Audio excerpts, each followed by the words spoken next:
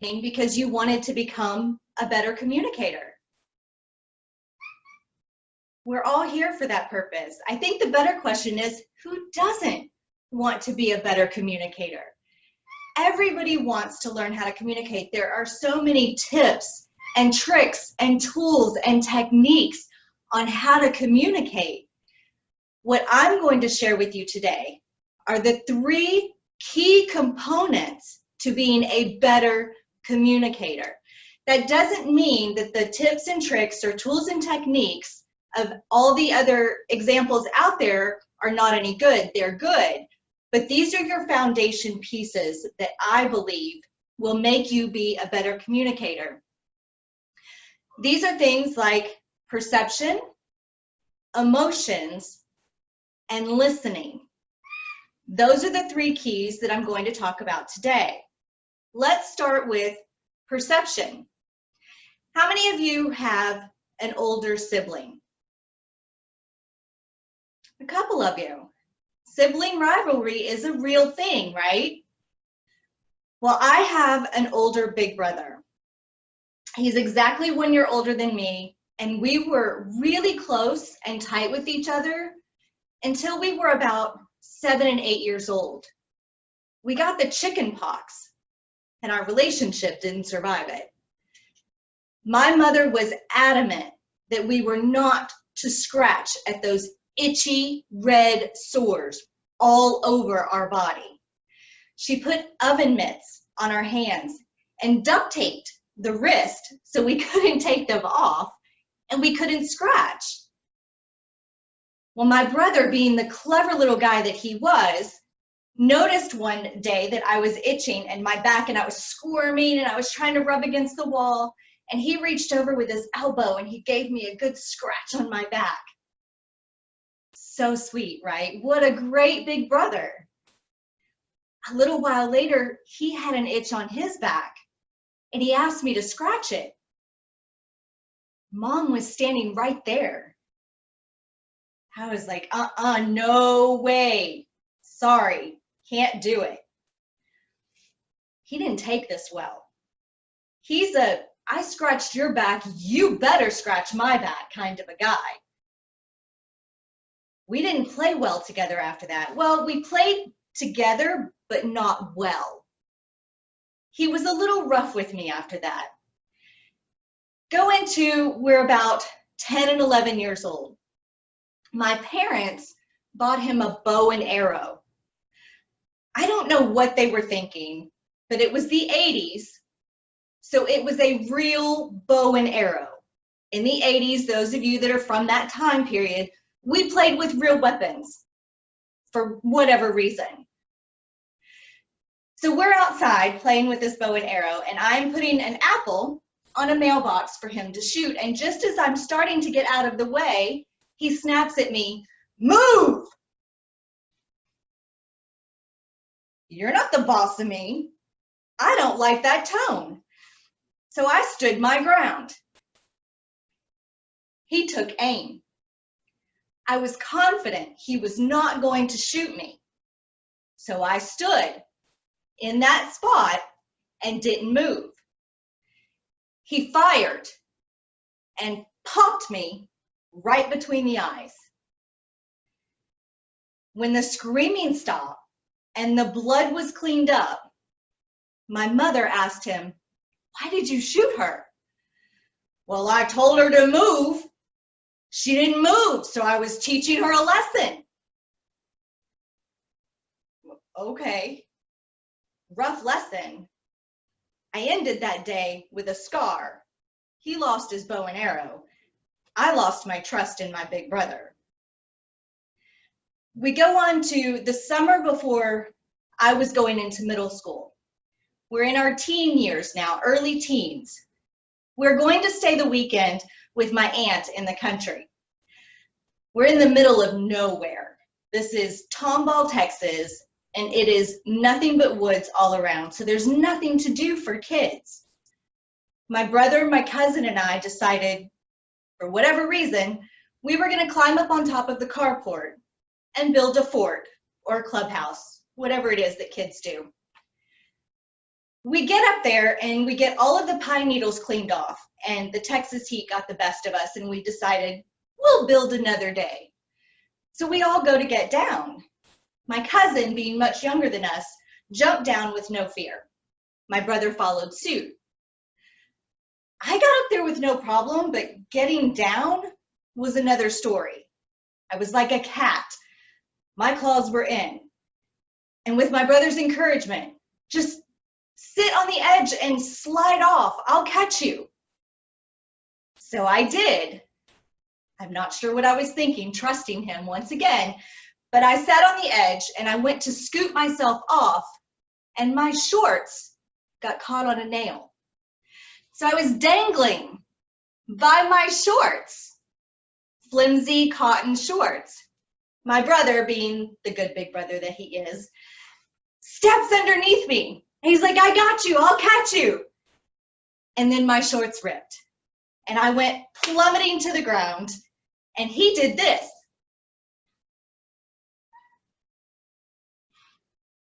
I guess I missed, was his response. I broke my arm in 2 places.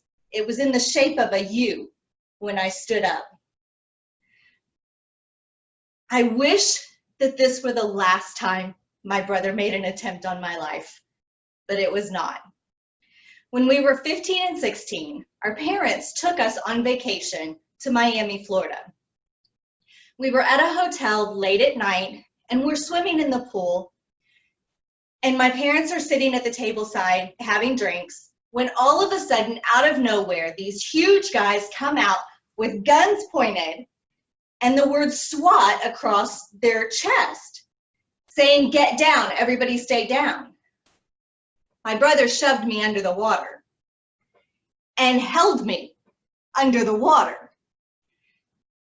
I start to panic because I can't breathe, and I start scratching and clawing, trying to get him to let me up, and he finally releases and lets me up, and by the time I come up, I look around and the men with the guns are gone, and my mother's at the side of the pool saying, "Why were you holding your sister under?"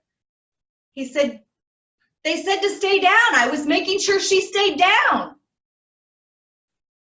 I think he just saw an opportunity to take me out for good, but my claws were a little too strong for him. Now, fast forward into our adulthood. I still think he doesn't like me. I don't necessarily think he was trying to kill me, but I thought he hated me. And then we had a conversation about it. And you know what he said to me? He said, "I don't understand why you weren't more grateful. I was a terrific big brother.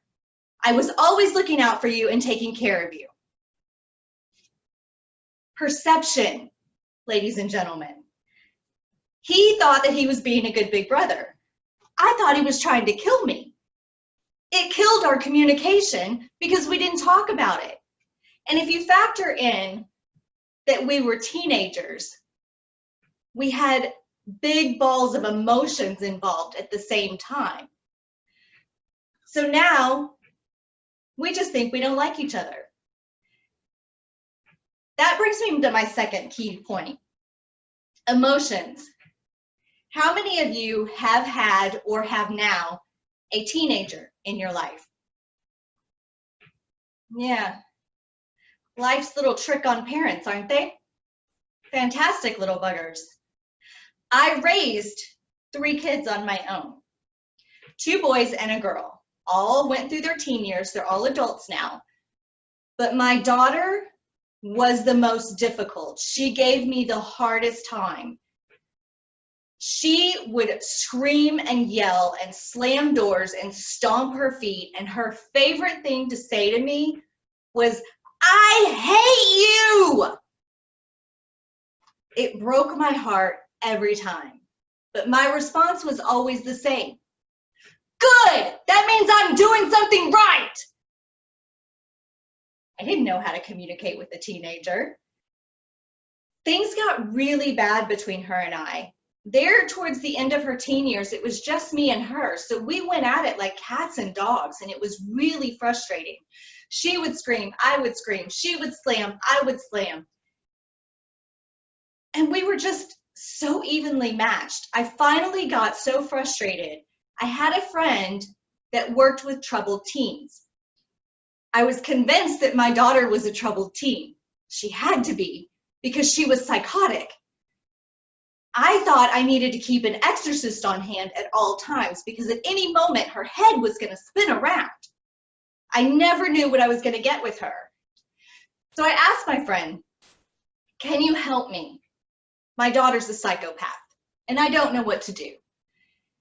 And she said, treat her like a crazy person. Excuse me? She said, Mia, would you walk into an insane asylum and start arguing with a patient? Well, no, I wouldn't. Well, why not? Because they don't know any better.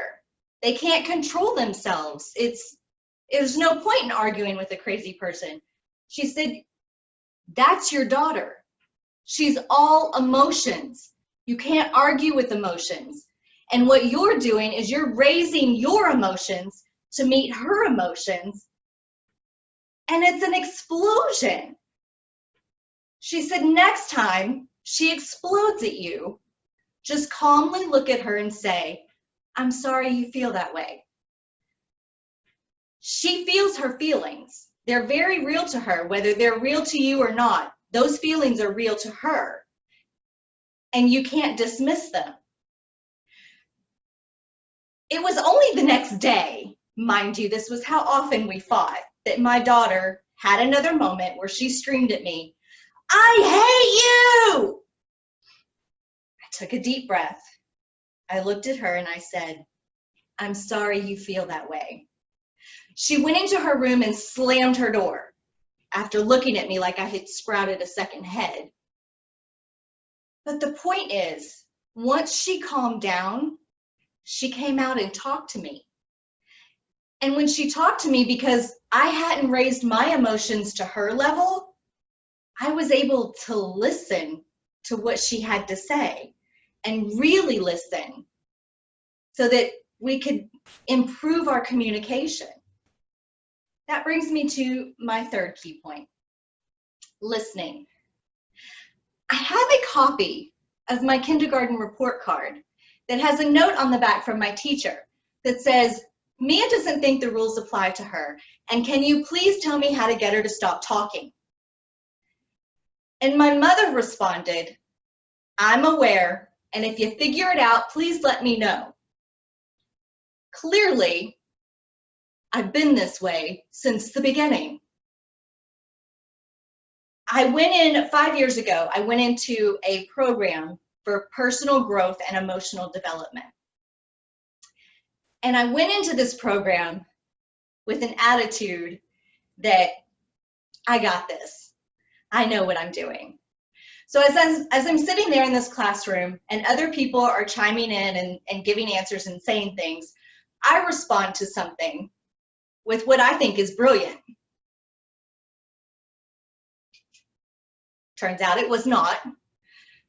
And this little guy, and I'm telling you, this is a tiny little guy, smaller than me, little toothpick of a man, had this big booming voice.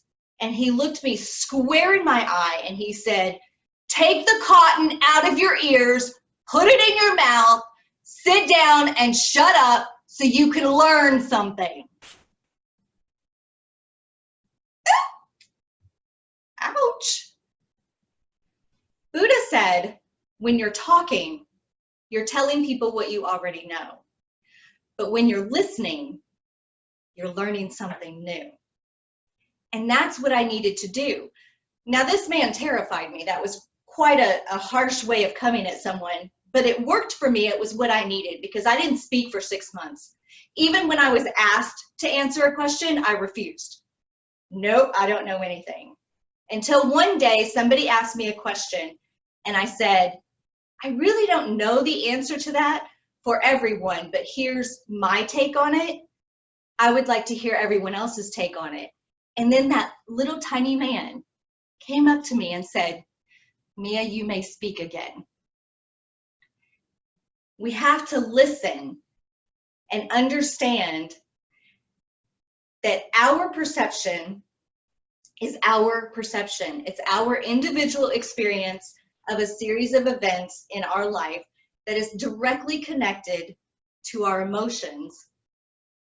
And we have to understand that other people have their own individual perceptions and their own individual experiences and their own individual emotions. And if two people have two completely different perceptions with two completely different emotions, does that make one right and one wrong? Not necessarily. Sometimes you can have someone who's right and someone who's wrong if you're following the letter of the law, but if you're talking about perceptions and emotions, there really isn't a right or wrong. It's just based on the individual's experience. So I urge you to think about, when you're communicating with someone, if they get emotional, take a step back. Try to put yourself in their shoes. See things from their perception. And if you can't understand things from their perception, ask them. Ask them questions. Ask them to help you understand their point of view. Most people really just want to be understood. So when you ask them those questions, they're generally willing to answer. And then you have to step back from your own emotions. That's a little harder to do. However, I have noticed that if I take a few deep breaths in through my nose and out through my mouth, if I make sure my posture is strong and I'm grounded and centered in my reality, I don't get as emotional. And if I'm really struggling with it, if someone's really coming at me with a lot of emotions and I feel my emotions boiling up, someone told me a trick that I use to this day. Grab a bottle of water and just drink. Why do you ask? Because you can't talk if you're drinking water. And the best thing you can do when you're emotional is close your mouth until your emotions calm down. And that will give you that moment to pause. And then hopefully you can reach the point where you can listen to what someone else has to say. Really listen. And now there's a difference between listening to react and listening to just listen. And here's the difference. Listening to react, you're just thinking about what you're going to say in response to whatever they're saying. Now, many years ago, a study was done and it came to the conclusion that a human brain could only focus on something other than itself for 20 minutes at a time. That was 50-something years ago that study was done. It was done again recently, and that 20 minutes has been reduced thanks to social media and internet and instant gratification to 20 seconds. The human brain can only focus on something other than itself for 20 seconds at a time.